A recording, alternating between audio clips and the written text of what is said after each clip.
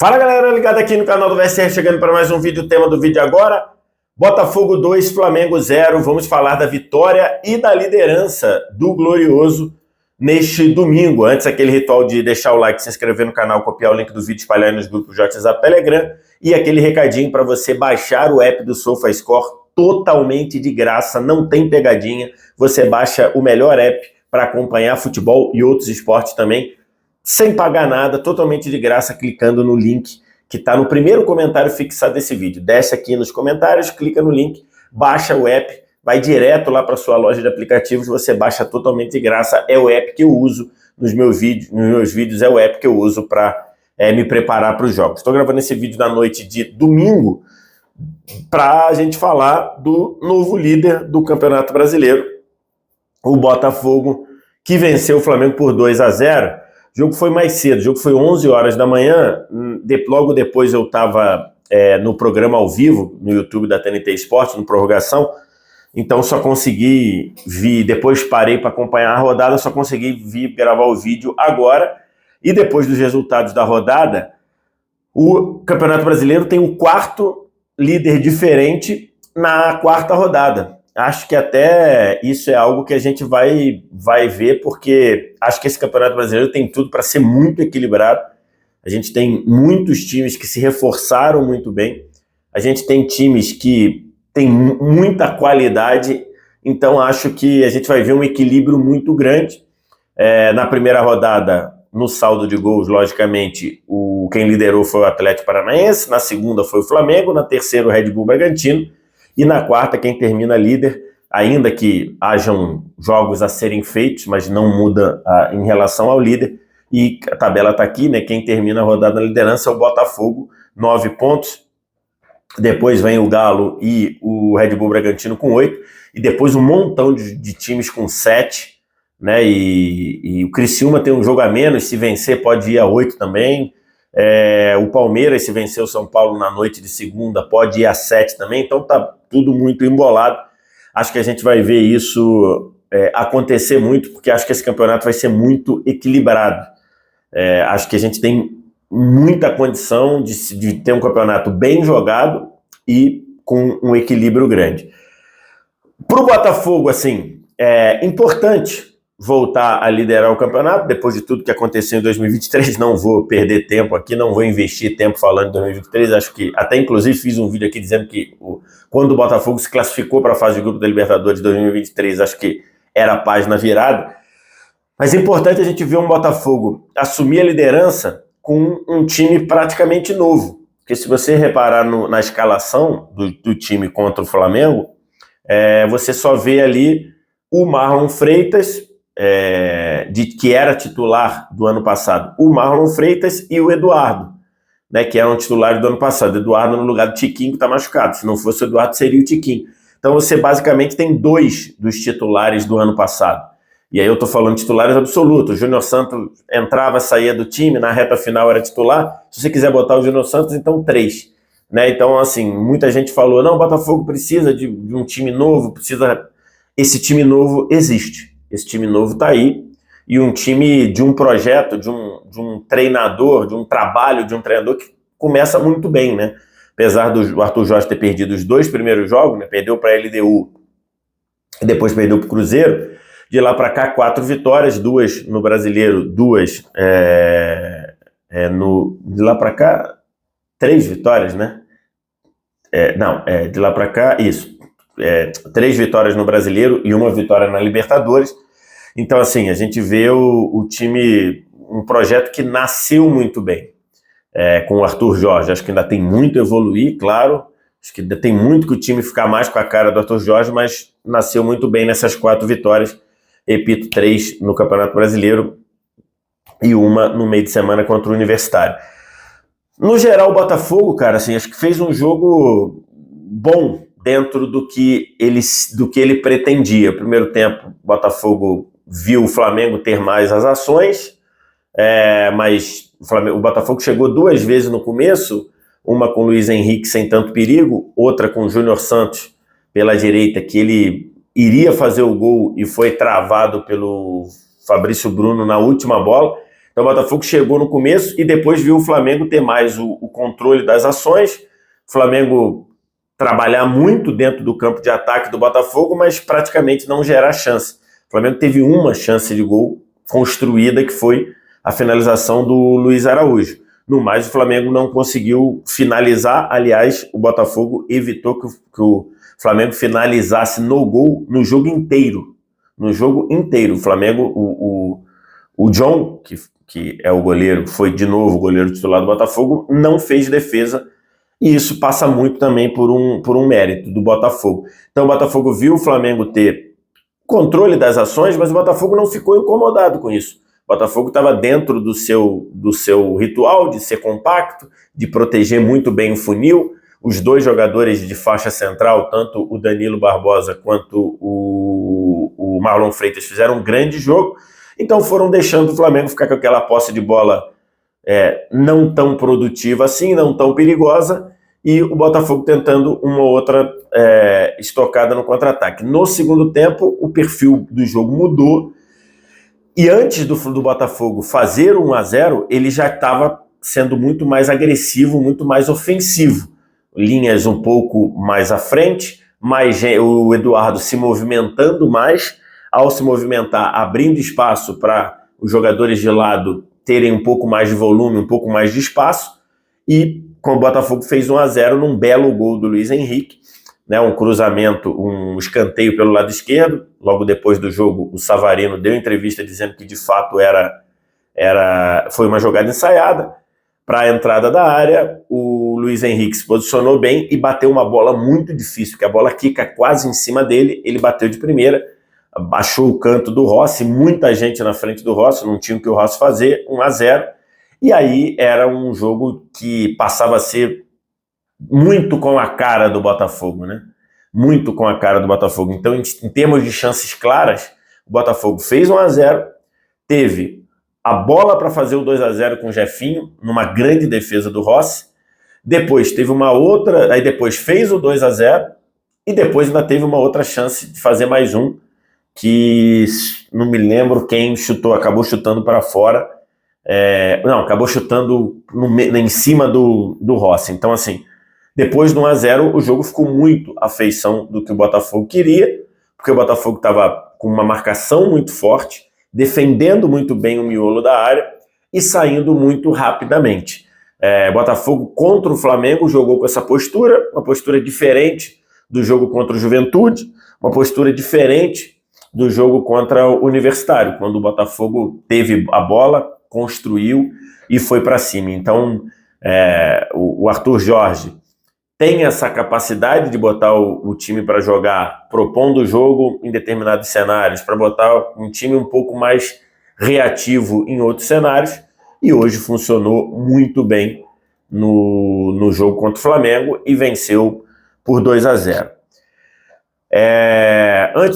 Passar a falar antes do Flamengo, a arbitragem do Klaus foi uma arbitragem ok, sem nenhuma grande intercorrência. O Klaus falhou, evidentemente o Klaus falhou em não dar cartão para o Luiz Henrique, porque isso aí é regra do jogo, aí não cabe debate, né?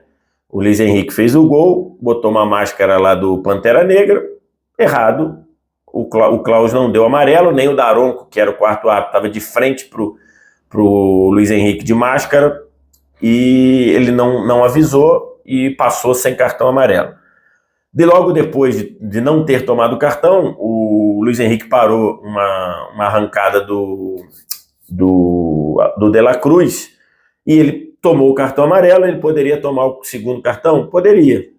Mas a gente sabe que talvez, se ele tivesse tomado cartão, talvez ele não fizesse a falta. Então, uma série de talvez. O fato houve um erro de arbitragem, que não é um erro que o Botafogo não ganhou o jogo por conta desse erro. É um erro de arbitragem que tem que se falar.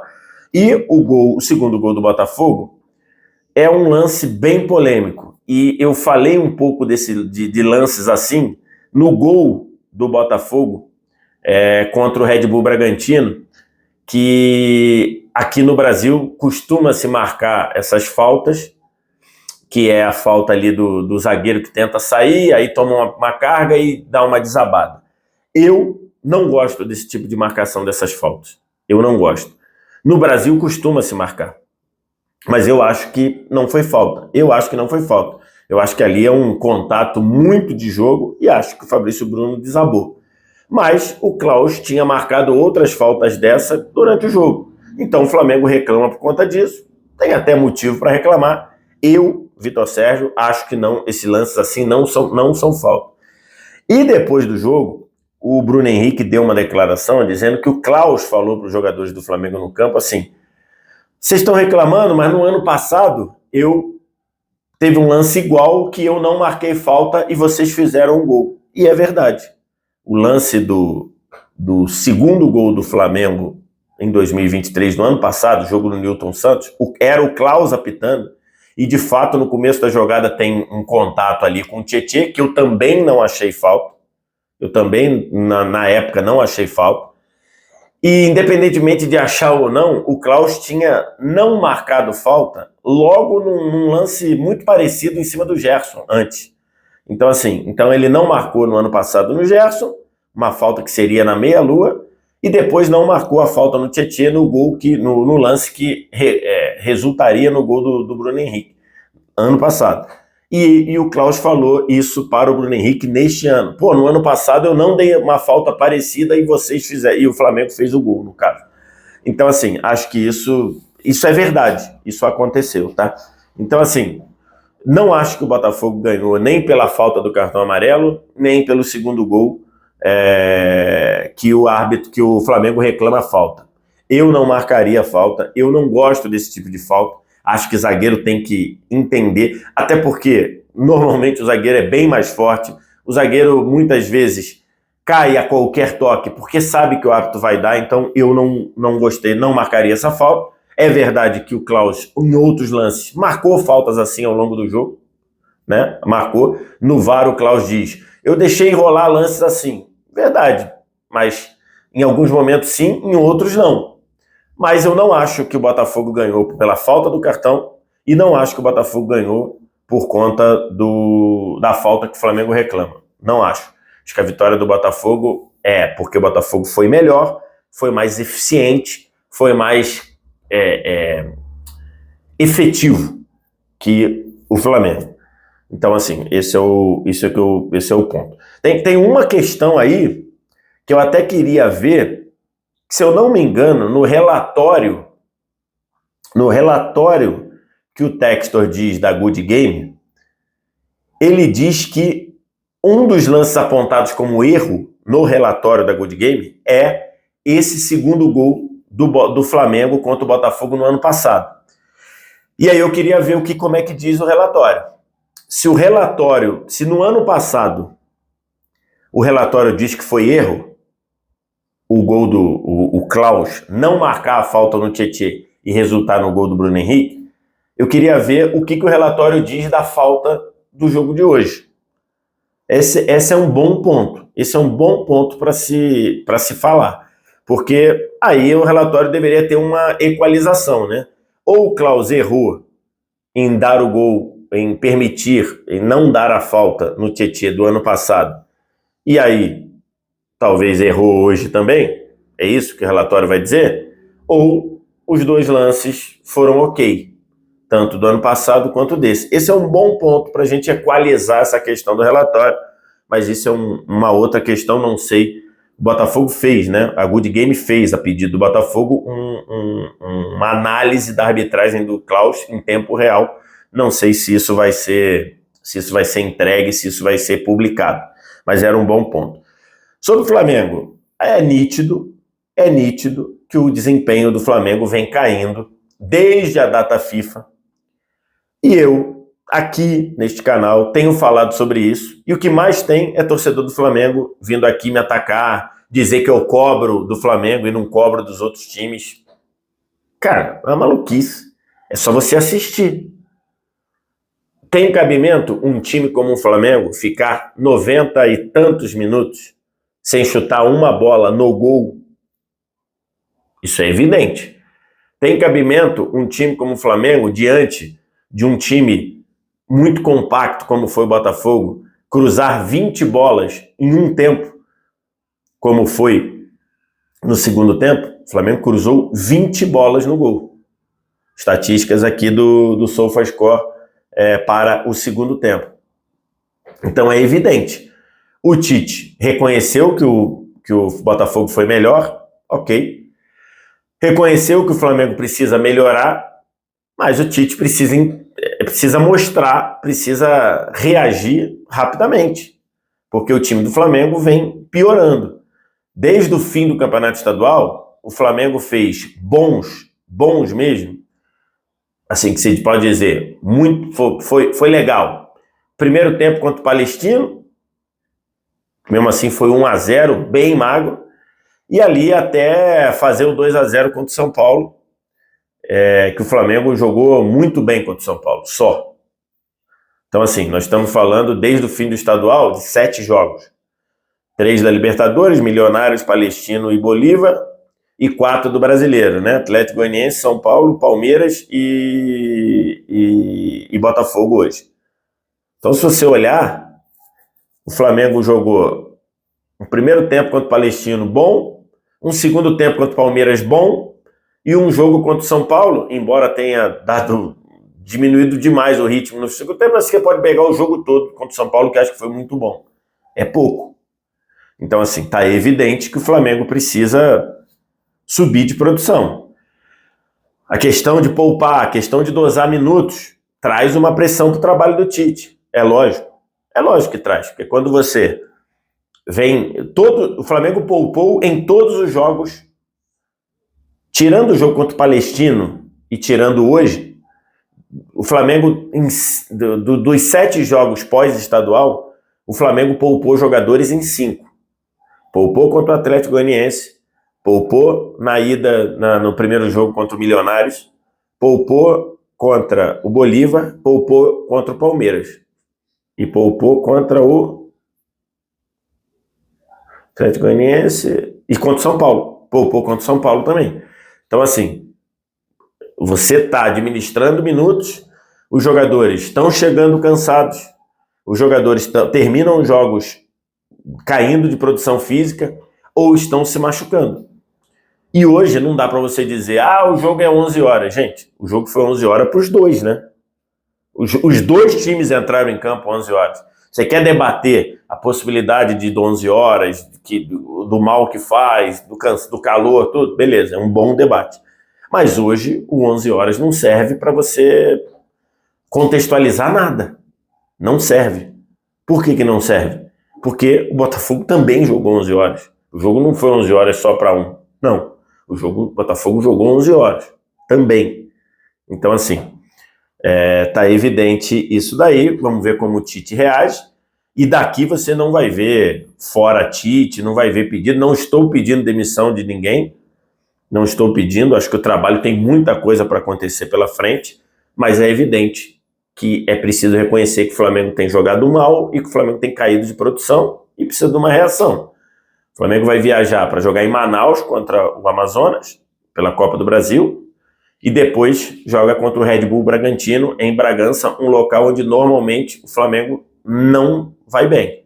O Flamengo tem problemas. Então, são 2 jogos ali, um com uma viagem longa. Será que vão botar a viagem na conta? Será que vão justificar alguma coisa com viagem, com a umidade de Manaus? Então, assim, acho que é preciso encarar com mais realidade que o Flamengo mereceu perder na manhã deste domingo.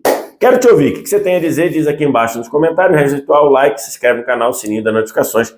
Copia o link do vídeo, espalha aí nos grupos de WhatsApp, Telegram. Baixa o app do SofaScore, primeiro comentário fixado desse vídeo, que além de você ter o melhor aplicativo de futebol à disposição do mercado totalmente de graça, você ainda me ajuda. Cada download que você faz, você ajuda aqui o canal do VSR. Obrigado demais pela audiência. Valeu. Tchau.